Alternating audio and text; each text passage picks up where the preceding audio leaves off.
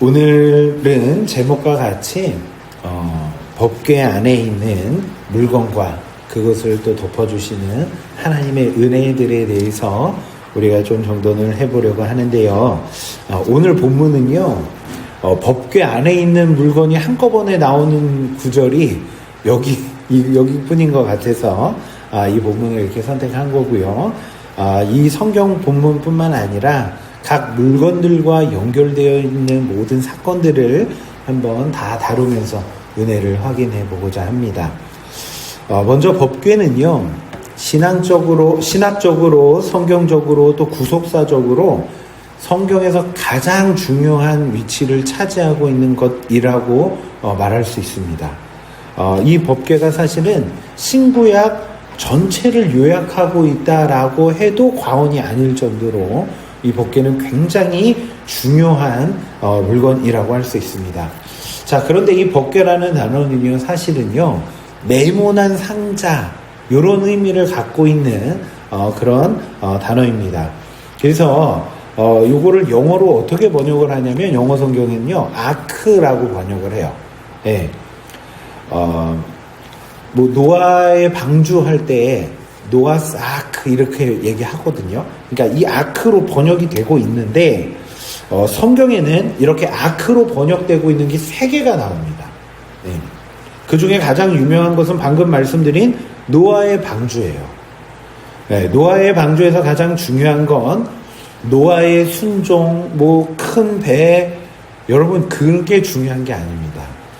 그 방주에는 노나 키가 없었다는 것과, 그러니까 뭔가를 조정하거나 이렇게 할 수 있는 게 하나도 없었다는 것과 그 배에 탄 모든 사람들이 살게 되었다는 것이 중요한 겁니다. 여러분, 구원은 딱 그런 거예요.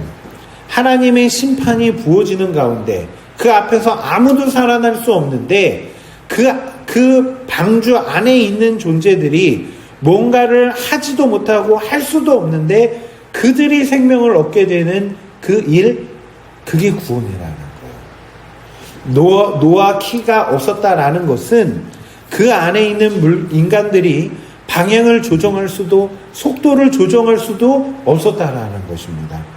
그럼 그 모든 것들을 누가 조정했을까요? 하나님이 운행하셨던 거예요. 사람들이 이렇게 얘기합니다. 방주가 가장 과학적으로 침몰이 되지 않도록, 뒤집히지 않도록 설계가 되어져 있다.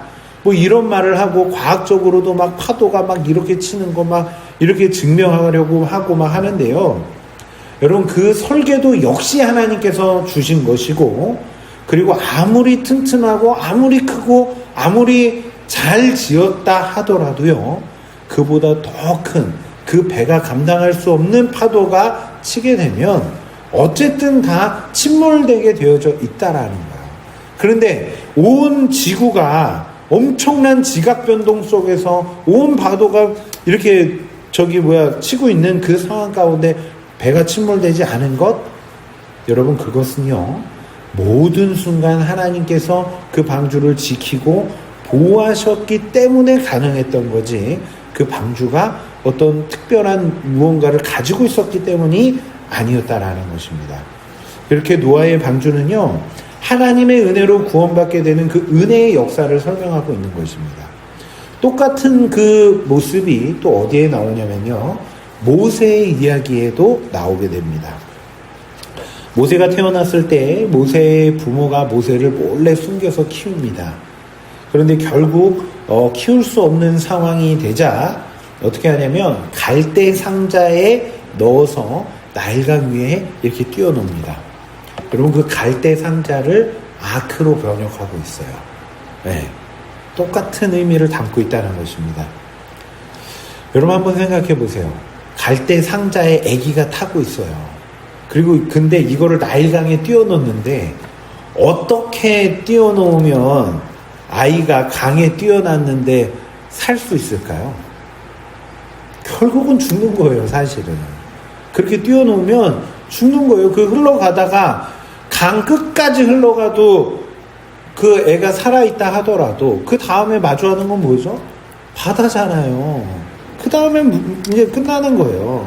그 안에 있는 모세가 뭘 할 수 있냐? 할 수가 없는 거예요. 갓난아기가 뭘 하겠어요.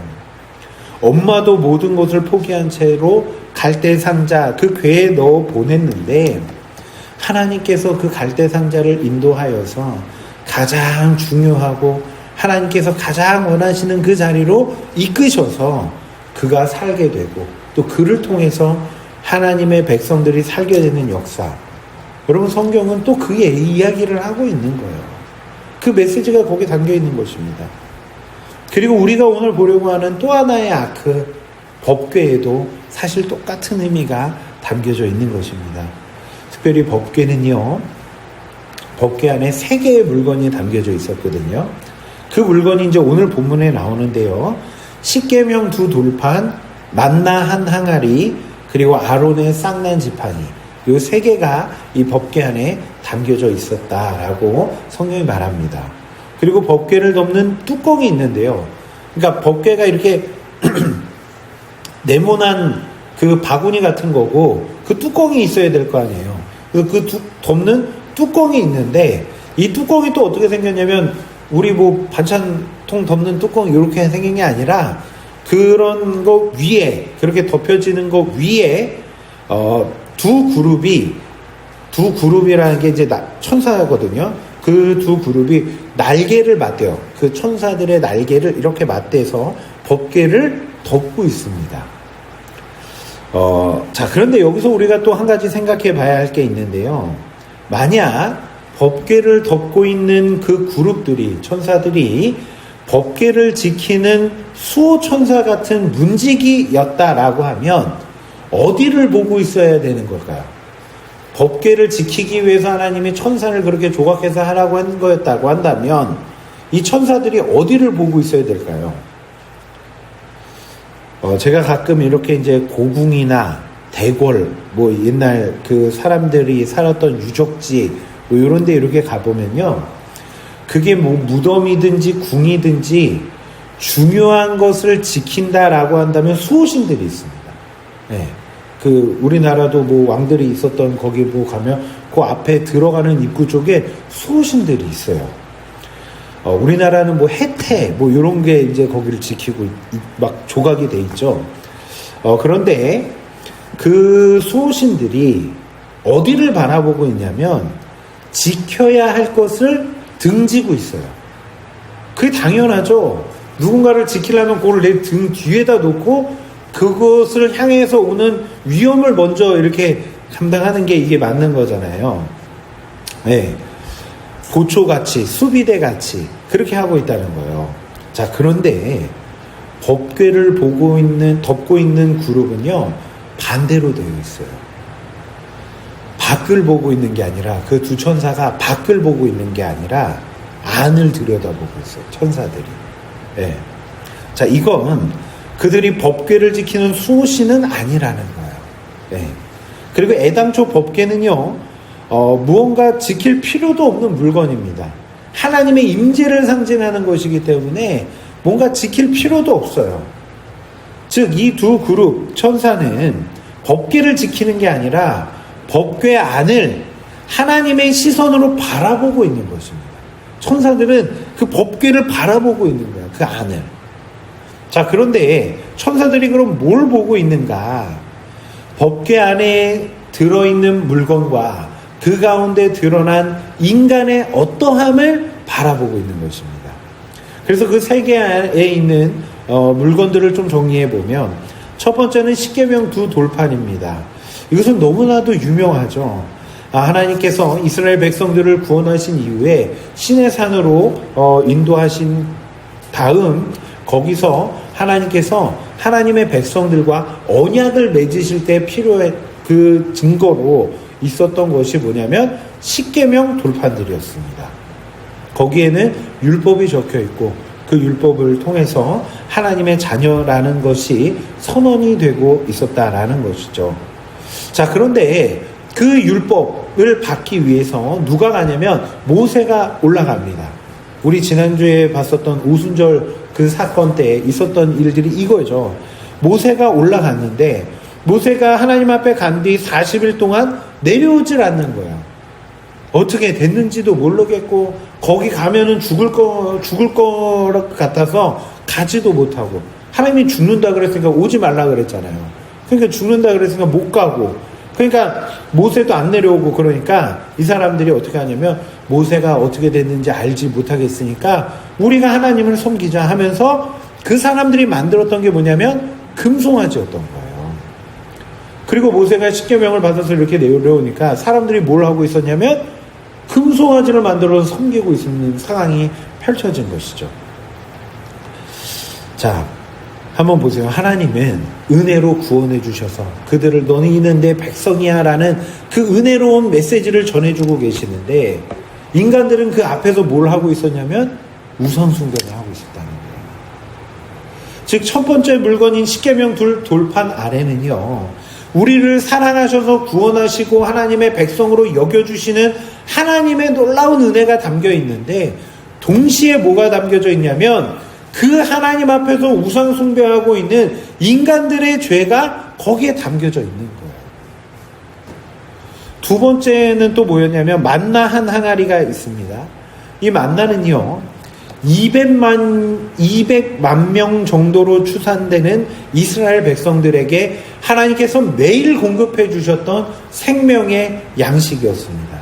하나님은 자신이 구원한 하나님의 백성들을 먹이시고 입히시는 생명의 하나님이시고, 그 하나님의 은혜가 그대로 드러나고 있었던 것이 바로 이 만나였다라고 우리는 이해할 수 있습니다.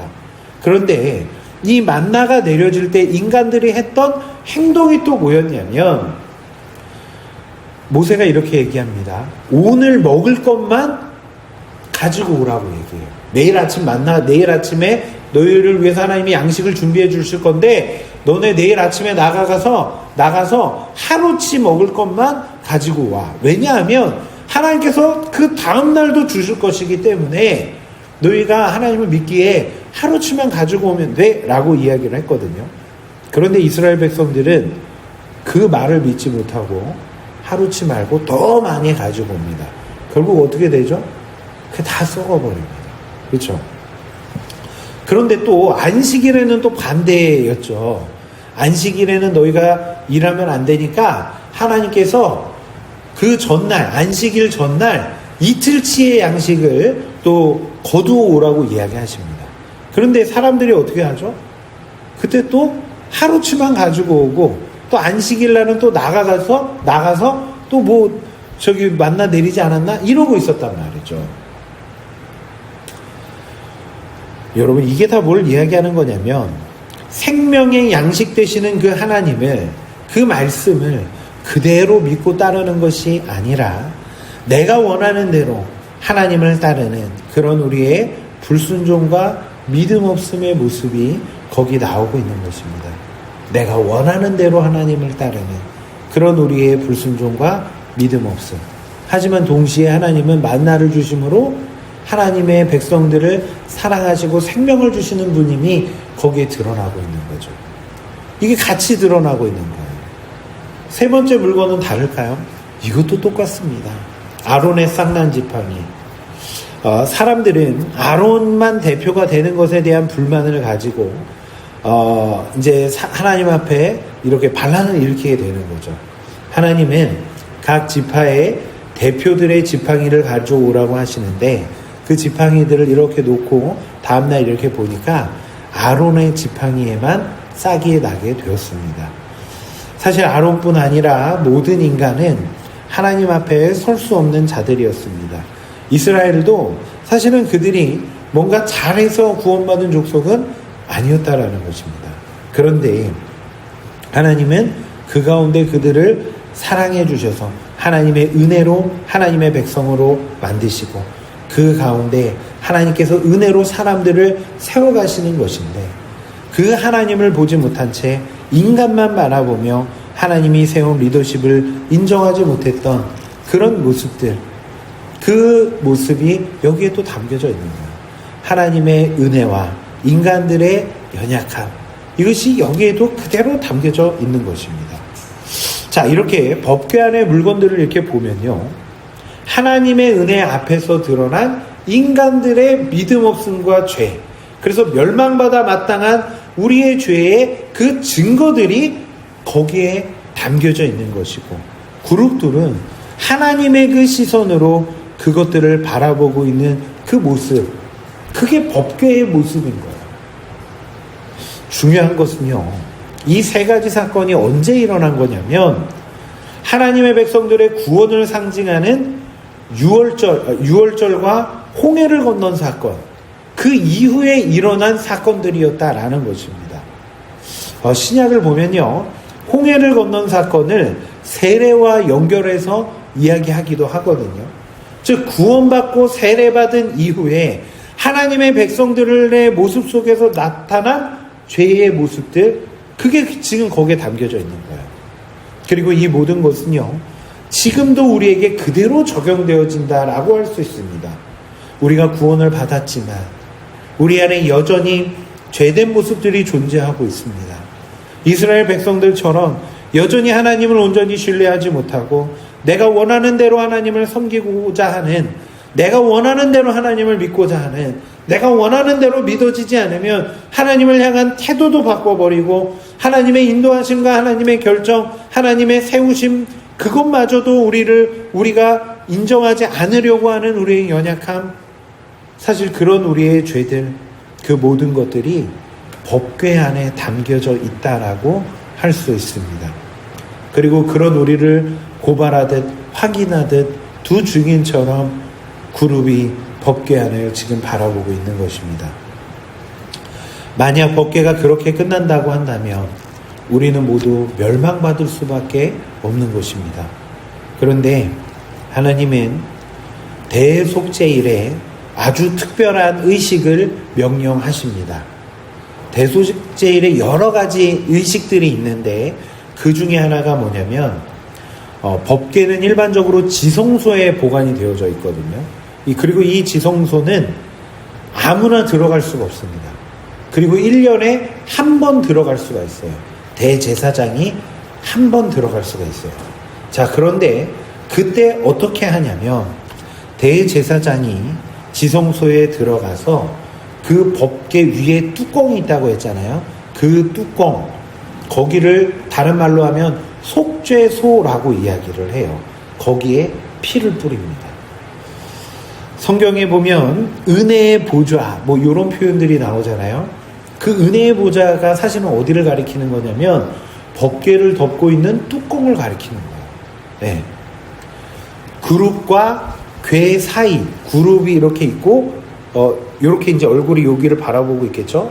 그리고 그룹과 이 안에 있는 네모난 궤 사이에 있는 뚜껑, 거기가 은혜의 보좌라는 거예요. 네. 거기를 다른 표현으로 속죄소라고 하고 시은좌라고 하고 은혜의 보좌, 이렇게 이야기를 하는데요. 왜 단순한 뚜껑인데 그곳을 그렇게 은혜와 관련된 단어들로 표현을 하고 있냐면 우리의 모든 죄를 덮어주고 있는 역할을 하고 있기 때문에 그래요. 그리고 대속죄일에 그렇게 덮어줌의 진정한 의미가 나타나게 되는데 대제사장이 거기에 들어가서 지성소에 들어가서 법궤 앞으로 나아가서 그 뚜껑 위에 피를 이렇게 뿌리는 것입니다. 자, 이런 거예요. 우리의 죄가 이렇게 있는데 그 죄를 죄인인 우리를 그 피가 덮고 있는 모습을 표현하고 있는 것입니다. 그리고 성경에서 피는요, 피에는 생명이 있다라고 표현을 하고 있어요. 즉 죽어서 생명을 내놓아야 하는 자들, 그게 우리죠. 그들 위에 어떤 존재의 생명이 죽어짐으로 그 보혈이 거기에 덮여진 모습을 그려주고 있는 거예요.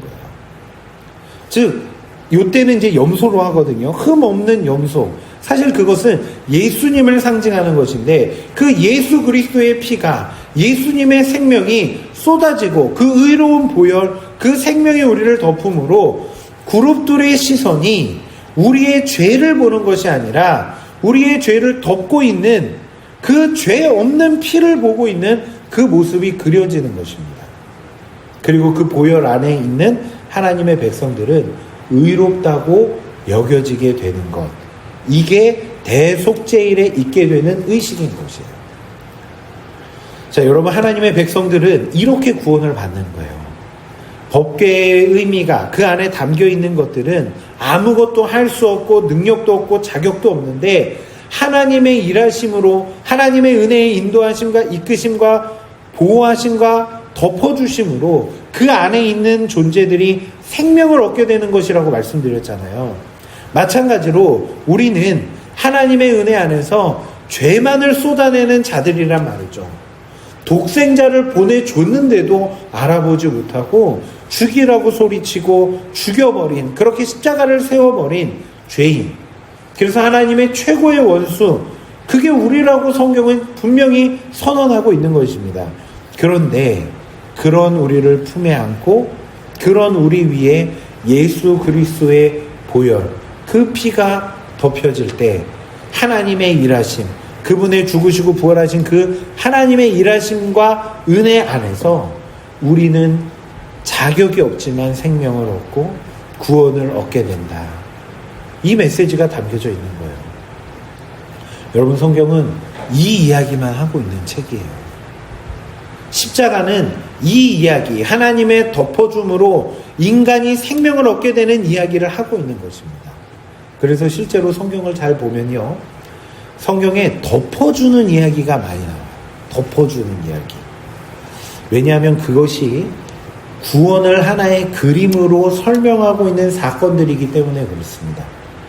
자, 보세요. 아까 말씀드린 노아 이야기 한 번 더 하면요, 노아가 이제 나중에 술에 취해가지고 옷을 막 다 벗고 아랫도리가 다 드러나고 이 부끄러운 가운데 있었습니다.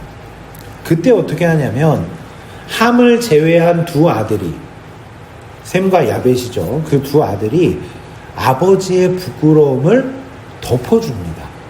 네, 부끄럽지 않게. 여러분, 근데 한번 생각해 보세요. 그들의 가족만 존재하고 있었는데 아빠가 그렇게 좀 옷 벗고 있었던 그게 그렇게 부끄러운 걸까요? 물론 며느리들이 있긴 있었지만 그게 어차피 한 가족이었잖아요. 그렇게 부끄러운 일이 되었을까요? 근데 왜 이거를 기록하고 있는 걸까요? 그 덮어줌이 구원을 상징하고 있는 것을 보여주고 있기 때문에 그 일들이 기록되어 있고, 그걸 통해서 그 노아가 어떻게 하죠? 축복과 저주를 선언해 버린다. 자, 이거 여기에만 있는 게 아닙니다. 룻과 보아스의 이야기에서도요, 룻을 덮어주는 모습이 등장합니다. 룻이 나귀를 덮어달라고 하잖아요. 물론 그 모습은 하나의 문화일 수도 있는데, 그게 왜 성경에 나오는 거냐면 그런 자격 없는 자를 사랑과 은혜로 덮어주는 것이 구원의 메시지이기 때문에 그 내용들이 굳이 기록이 되어져 있는 거예요. 그리고 가장 또 명확한 사건이 아담과 하와 때 나오죠. 아담과 하와가 죄를 짓고 벌거벗은 줄 알고 부끄러워하고 있을 때, 그들이 자기가 부끄러워해서 그 내 부끄러움을 가리기 위해서 노력을 하죠, 스스로. 네. 그런데 그렇게 해봐야 가려지지 않는다라고 그들은 알고 하나님 앞에서 숨고 있는 그때 하나님께서 찾아가셔서 여러 가지 이야기를 하신 뒤에 어떻게 하시냐면 가죽옷을 지어 입혀주심으로 그 부끄러움을 가려주십니다. 여러분, 둘만 있는데, 그리고 원래 그렇게 살았잖아요. 그런데 그게 뭐가 그렇게 또 부끄러웠을까요? 네. 그런데 왜 그런 일들을 그렇게 자세하게 기록을 하고 있는 거냐면 그 하나님의 덮어주심, 조금 더 정확하게 말하면 그들의 부끄러움을 가려주기 위해서 어떤 존재가 생명을 잃게 되지만 그렇게 생명의 값으로 만들어진 그 옷으로 가려주고 덮여주는 것, 그 덮어줌 안에서 그 죄인들이 회복되고 생명을 얻게 되는 것, 그게 구원이고 복음이고 십자가이기 때문에 성경은 이 이야기를 하고 있는 책이라는 거예요. 여러분, 우리는 그 은혜로 구원받은 자들이라는 것입니다. 우리는 연약했고 부족했고, 아니 지금도 여전히 죄된 모습들이 우리 안에 확인이 되지만, 그러함에도 우리가 오늘 구원의 확신을 가질 수 있다라는 것은 구원은 내가 착해져서 받는 게 아니라 하나님의 덮어줌의 은혜로 내가 받게 된다라는 것. 그게 구원과 은혜이기 때문에 우리가 구원의 확신을 가지게 되는 것입니다. 그게 십자가를 믿는 모습인 거예요. 저와 여러분이 이 십자가의 은혜 가운데 완성된 그 구원을 믿는다면 여러분 우리의 삶이 바뀌어져야 되는 거예요. 이제 1차적으로 우리는 그 십자가의 은혜 안에서 감사하며 나아가야 하는 것입니다. 나는 자격이 없지만 십자가의 은혜로 구원을 받았기 때문에 우리는 감사해야 하는 것입니다. 그리고 우리는 구원의 확신을 가지고 오늘을 담대히 살아야 하는 것입니다. 왜냐하면 나는 여전히 부족하지만 은혜로 날 덮으신 하나님의 일하심이 지금도 계속되고 있고 앞으로도 나를 덮어주실 것이기 때문에 우리는 나의 연약함이 드러나는 상황 가운데서도 우리는 담대히 하나님을 믿으며 살아가야 된다는 것입니다. 그리고 우리는 그 은혜 안에서 이제 다른 영혼들을 사랑해 줘야 되는 거예요. 왜냐하면 나도 자격 없지만 하나님이 덮어주셔서 구원받았잖아요. 다른 사람도 어떻게 구원받았어요? 자격 없지만 하나님이 덮어주셔서 구원받았거든요. 그렇기 때문에 다른 사람의 연약함을 보며 우리가 정죄하고 비판하는 것이 아니라 우리는 그 영혼을 바라보며 주님처럼 덮어주는 그 사랑의 삶을 살아가야 한다는 것입니다. 여러분, 내가 정말로 십자가의 은혜로 구원받았는지 아닌지는요, 두 가지로 확인이 되어지는 거예요. 하나는 내 죄가 지금 확인되고 있는가, 이것을 통해서 내가 십자가의 은혜로 구원받았는지를 알 수 있는 것이고, 또 하나는 다른 지체의 죄가 그를 사랑하는 일들을 방해하고 있는가. 그 사람의 연약함이 보일 때 내가 사랑해야 되는데 그거를 그 사람의 연약함으로 인해서 내가 자꾸 그 사랑하는 일들에 주저하게 되고 그게 방해되고 있는가. 이걸 확인해 보면 되는 거예요. 십자가 앞에서 우리는 법궤 안의 물건들처럼 죄만 확인되는 자들이고 나뿐 아니라 다른 이도 동일한 은혜로 구원받은 자들이기 때문에 우리는요, 하나님 앞에서 그 죄인임을 고백하며 은혜에 감사하면 되는 것이고, 그 사람의 어떠함으로 인해서 내가 하고자 하는, 해야 하는 그 사랑을 멈출 수 없는, 멈추면 안 되는 자들임을 우리는 기억하면서 나아가야 하는 것입니다. 물론 그 모든 것들을 우리가 다 알고 있는다라고 하더라도, 다 믿고 있다라고 하더라도 우리 안에는 여전히 연약함이 있을 수 있습니다. 그런데 그때 우리는 계속 십자가를 바라보며 나아가야 하는 것입니다. 아, 이런 날 위해 십자가가 세워진 것이구나. 이런 나를 구원해 주시기 위해서 예수님이 죽으시고 그 보혈이 나를 덮었던 것이구나. 그것을 바라보며 여러분이 마주하고 있는 모든 발걸음 위에서, 여러분이 마주하고 있는 모든 사람들을 대함에 있어서 하나님이 나에게 덮어주신 그 십자가의 사랑을 이제 모든 지체들을 향해서 덮어주면서 나아가는 저와 여러분, 그런 우리 옥상교회가 되기를 주님의 이름으로 축원을 드립니다. 기도하겠습니다.